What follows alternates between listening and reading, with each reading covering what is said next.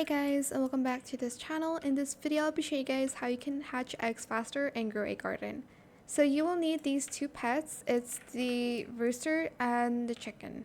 You can obtain the chicken by opening the, actually forgot which egg it was, the uncommon egg. You'll get it here.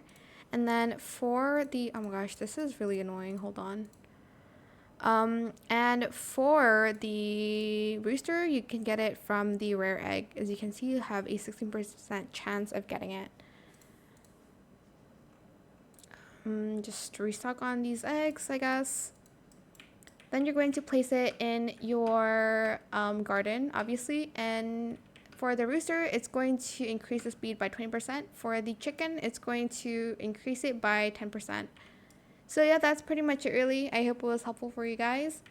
Don't forget to like, comment, share, and also subscribe to this channel if you haven't done that already.